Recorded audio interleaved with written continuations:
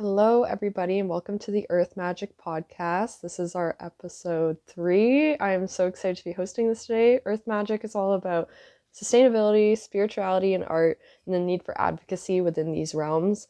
And today we're going to be talking about trees and Celtic astrology. As this is November 1st, this is actually the start of the Celtic New Year. So today I'm feeling very much like I've just woken up in this kind of new year, and I feel like energetically a lot of people are feeling this following October 31st, which some people know as Halloween, Samhain, Celtic New Year's Eve. It was also a Taurus full moon. It was also a blue moon, meaning that this was the second full moon of the month, which is pretty rare, hence the term once in a blue moon. There was just so much energy going on last night that I feel like it just, for so long, everyone was kind of feeling like this kind of like just giant waves in their life, like everywhere, and things were kind of all over the place, and just like so much information is coming in at once, just a lot of intense energy. And then it feels like, I also feel like a lot of people had crazy dreams last night, but then yeah, we woke up today and I feel like everyone's kind of feeling this sense of almost calm, and almost like these waves have subsided a bit and that there's this new energy among them. And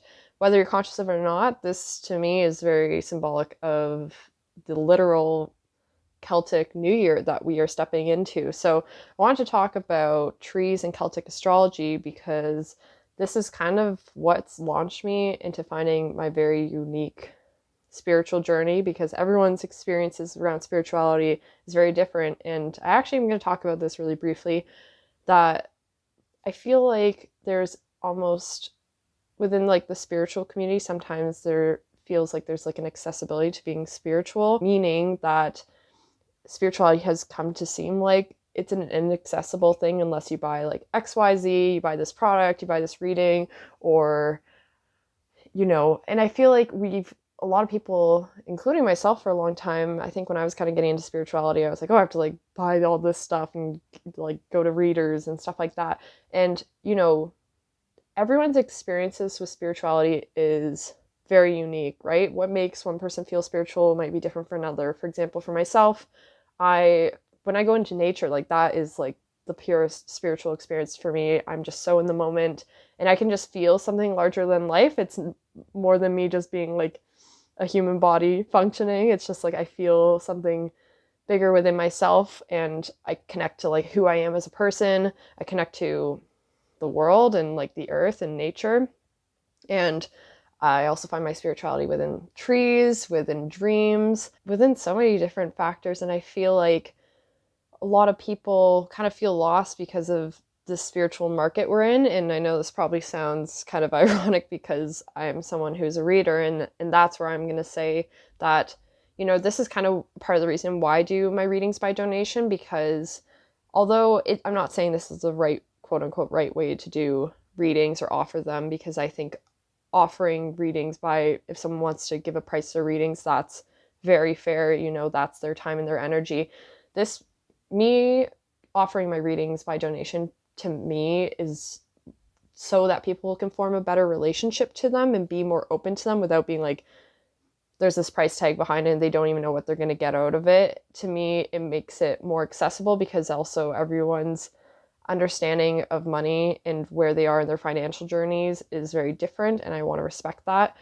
But the biggest thing I want to say is like everyone's spiritual experiences is different, and what spirituality is from person to person might change. Some people might find spirituality while they're in nature. Some people find spirituality within crystals. Some people find spirituality through reading, through being in a house of worship. And also, there are people that can hold these spaces for you. Like, for example, I offer readings not because I'm trying to seek out some sort of profit. It's because I want people to, I feel like we have this mind, body, and spirit. And a lot of times our mind and our body feel more valid to people. And it feels like this spiritual side to ourselves is almost like this debate, or can feel inaccessible when it's not. And I really want to reconnect people to who they are as an individual, especially the word individual, and how unique they are, and to find out what works for them, because what works for me doesn't work for everyone else. And it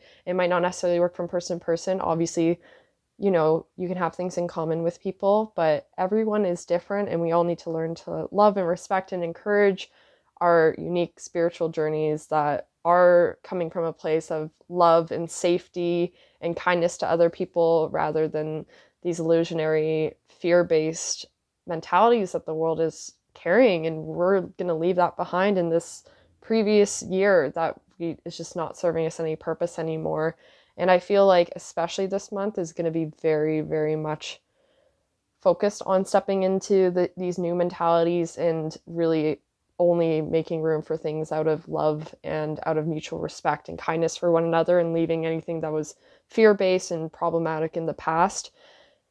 And I'm going to kind of segue into the tree and the Celtic astrology side of things. So when I was starting my spiritual journey, I grew up always really into crystals, and that wasn't always a spiritual thing. It was actually, for me growing up, I was more into the geology side of things. I was really into the sciencey side and like learning about how crystals are formed. I was very into weather and the earth. I was always just that kid who was very into all the earthy things. And with that, it's kind of funny how I stumbled across Celtic astrology and started figuring out my own things. I feel like I'll have to share this whole story another time, but I was very into crystals. I started getting into them spiritually, and I was at a crystal shop one day. I came across this Celtic tree oracle deck, and I knew nothing about decks, didn't know the difference between a tarot and an oracle deck, didn't know anything, and I picked it up and I was just like, I don't know why I have to buy this. And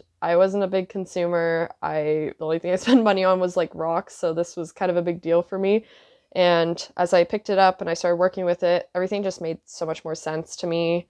And this is the deck I deeply, deeply connect with. And everyone, like I said, has unique energy and they connect to things on different levels. So with that, over time, I actually ended up finding out that I am Celtic myself on my mom's side of the family, which I thought was so amazing. And all these synchronicities just came into play. So I want to talk about the Celtic tree oracle, or I guess more so the tree side of things and the astrology side of things, to kind of give everyone an intro to it. Just because to celebrate this November 1st, which is the Celtic New Year, which I very much deeply resonate with. So, and even if you're not Celtic, this is just a really cool way of learning about different forms of spirituality and to really encourage you to explore your uniqueness and question things, learn things, go out there and explore different sides of things. You don't have to be into Celtic astrology, or you don't have to be Celtic to be into Celtic astrology. So I'm going to kind of get into this, and this will be a very, very brief analysis of trees and Celtic astrology. So each tree in existence has different properties. There's a reason why trees look different, and they have different healing properties, and some of them we can actually have as medicine, physical medicine, but all trees carry spiritual medicine. They all have functions in nature that we can learn from. Kind of think about animals and what their function is and what we can learn from them. So for example, we might learn from the hawk how to be perceptive and see things from a higher perspective, or we might learn from the beaver about building homes and community and bringing things together and working with the elements of water. We might learn from dragonfly to be transparent and tap into our more magical parts of our being. We might learn from the bear to honor the cycles of the seasons, and during winter kind of embrace this introspective, introverted time, and in the summer that will be our active times, right? Each animal carries different teachings that we can learn from, and it's actually the same with trees, and this especially comes from the Celtic side of things. So Celtic astrology is much like the astrology that you and I are probably more familiar with and grew up knowing. So for example, as I was mentioning, this Taurus moon, I am a Taurus, and much how there's like Taurus, Virgo, Capricorn, and these all fall within certain dates. Each tree actually in the Celtic side of things falls within certain dates. So this is where it gets really cool. So the original Celtic alphabet, which is called the Ogham, they were all made up of different symbols that represented different trees. So you and I might know A, B, and C as just being A, B, and C, and that's pretty boring. It's like it's just A, B, and C. There's nothing behind that, right? But when the Celtics came up with their original alphabet, it wasn't so random. They picked these symbols based off of the trees and the medicines that they were working with. So each original ohm, so original letter, represents a tree. And within that, a tree falls into a certain date span. So for example, like I said, I'm born on May 17th. So I'm a Taurus, and I don't know much about astrology, so I'm not going to even try, but there's certain dates that make me land within a Taurus, and then there's certain dates that make me fall within Hawthorn, which is my birth tree. So it's not the same dates as the Taurus is not the same dates as Hawthorn. They're separate dates, and I just happen to fall within that category. So I'm in the link in the description of this episode. I'm going to put in a place where you can figure out what your birth tree is and a little analysis on it. But I really, really encourage you to go deeper than the small analysis that I'm going to attach in the link and really dive into it and connect with your tree, learn a little bit about it. And you might begin to be immersed in how there's just so much out there in nature that we're just so unaware of. I feel like for so long, I just like was going through life looking at trees, being like, it's just a tree. I don't really care. And it actually wasn't until I read The Power of Now by Eckhart Tolle that I started really noticing trees and kind of almost stepping into like feeling like I was seeing things in almost like 5D. Like for so long, colors were more bland and things were more flat almost. And then I kind of started seeing things as like these multiple dimension figures, right? Just like how life is. It's like when you go from watching TV and then you step outside, it's like 2D to 3D, right?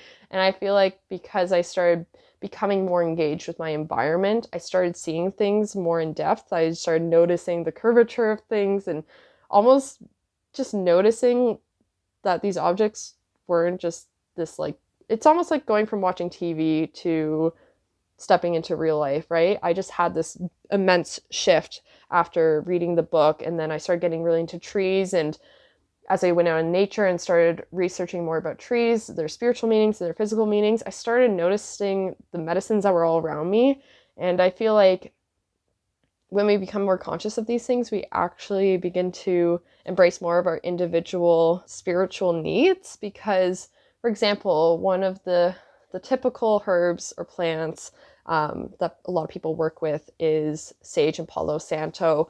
And this is a very culturally appropriated plant medicine to work with because, you know, I feel like a lot of people aren't actually attached to what they're working with. It's like they've been told that it's cleansing, so then they're just doing it themselves. But this actually comes from the indigenous people.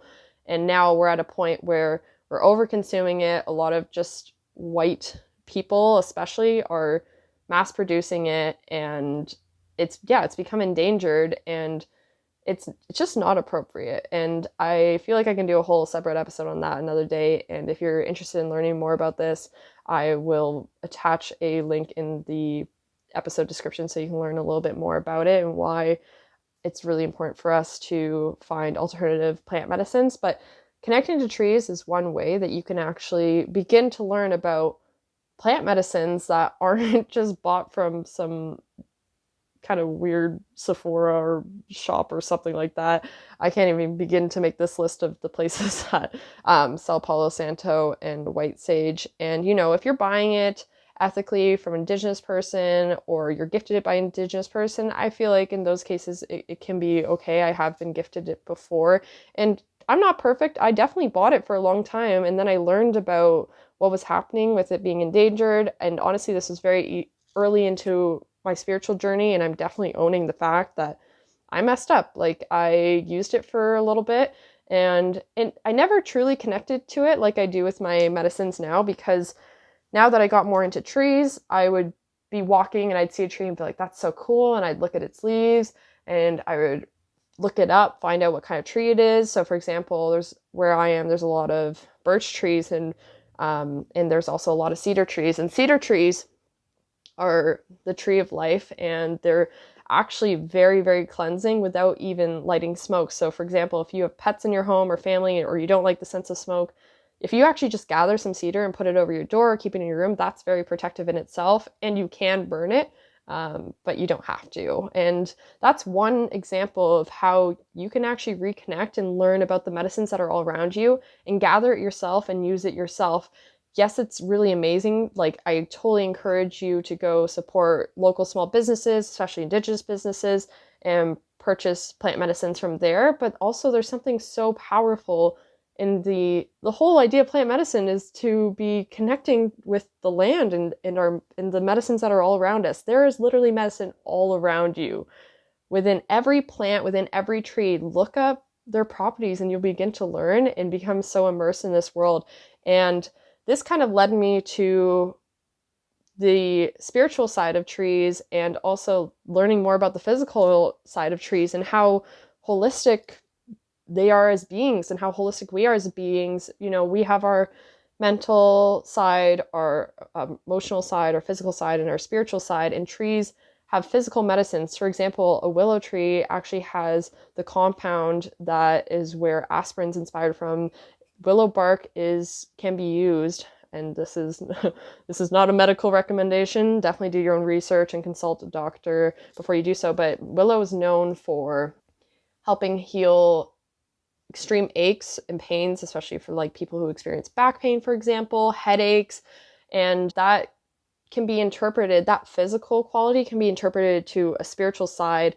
And also spiritually, willow, for example, is actually known to be a keeper and helper during our dream time. So for example, in my room, I keep some willow branches in here to really help enhance that dream state of being. And same thing with lavender essential oil. Every single night, I put a couple drops of lavender on my pillow so that I can help remember my dreams, because engaging these senses really engages the intention of remembering your dreams. There's just so many different things that plant medicines and tree medicines can do.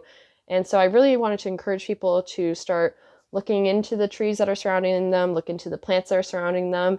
It can be as simple as you walking down the street and being like, I've always liked this tree, looking into it and researching about it. And I feel like when we begin to understand and connect and reconnect to the land and learn about the complexities behind these beings, we're not so quick to want to destroy the earth, and we start to think about our impact and how we impact nature and the overconsumption of the world, and just really getting back to the simple things. Like, for so long, for example, you know, and there is an accessibility to this, and I am very aware of that. This isn't for absolutely everyone, but for many people, they are able to just pick up something as simple as a tree branch outside and take that home with them, learn about it, keep it as some sort of plant medicine.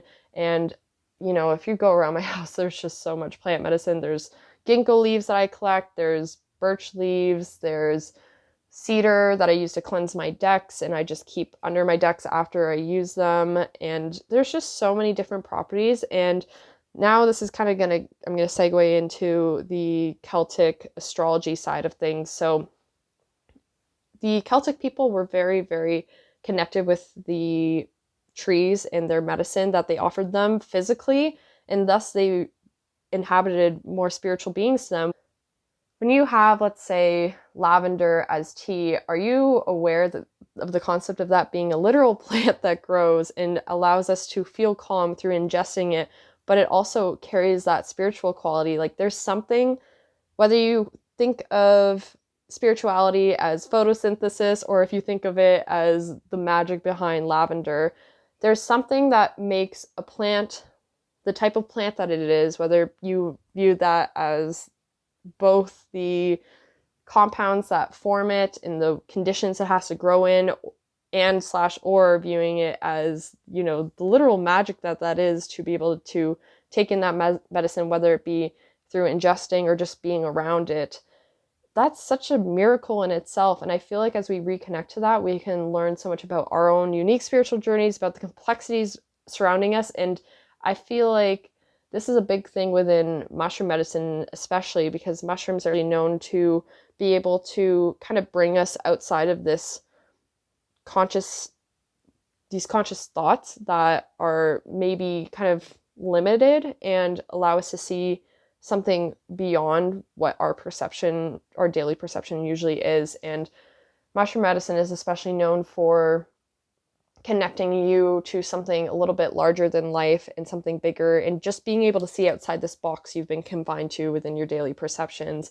And I feel like through, even if you, so I guess my point to this is being, you can consciously use that medicine of mushrooms without taking mushrooms, for example. So through just consciously starting to notice these trees that are surrounding you, or the plants that you're ingesting in your herbal teas, or the plants you have hanging around your house, or literally anything, you can start to see things more holistically and actually start to kind of see outside this box of perception. Like I said, for so long, I just was like, that's a tree. I never even noticed them. They were just a part of life. It was kind of like my 2D state of thinking. And now I just go outside and I see trees and I'm like, I want to learn about them, and I see their complexities, like even the pure miracle of them growing that specific area with specific compounds that they have with their spiritual and physical medicine. For example, ginkgo, as I have a tattoo on my arm here, that is known for helping heal a lot of emotional distresses. So it can help with anxiety, depression, PMS. Once again, this is not a medical recommendation. This is just, if you go research it, that's one of the common healing properties that it's associated with. So I actually, if you go to the store, you can go get ginkgo supplements a lot of times, but I actually just, when the ginkgo leaves fall off the tree, I wash them and I make them into teas, and it basically just tastes like a decaf green tea. It's actually amazing, and it really helps calm you. So that is literal physical quality about the tree that even just sitting around it, or, drying their leaves and keeping it as a medicine, much like you would with sage or Palo Santo, these are all things we can take into our emotional bodies, our physical bodies, and our spiritual bodies. So I really want to just use this as a way of encouraging people to pursue their unique spiritual paths, start really engaging in life. And by that, I mean, the tree that you just saw as a tree, start trying to connect with it and see what you gain out of it, research it. And honestly, just do this kind of with anything that piques your interest. Like I said, for me, it was trees. For you, it might be herbs. It might be animals. It might be dreams. It could be so many things. And I really do see the value of the people within the spiritual market. However, I want people to be conscious of the fact that these people can, including myself, can hold the space for you and kind of allow this environment so you can really tap into your spiritual self. But it isn't the end all be all. At the end of the day, it is kind of up to you and the work that you do. I hope you guys enjoyed this. If you have any questions, please let me know. And I very much encourage you to figure out who your birth trees are, learn a bit about them. You might begin to understand yourself more, much like astrology that we have come to know and love here in the West. And I hope you guys have a great day. And I'm looking forward to the next episode, and we will talk soon. Bye, guys.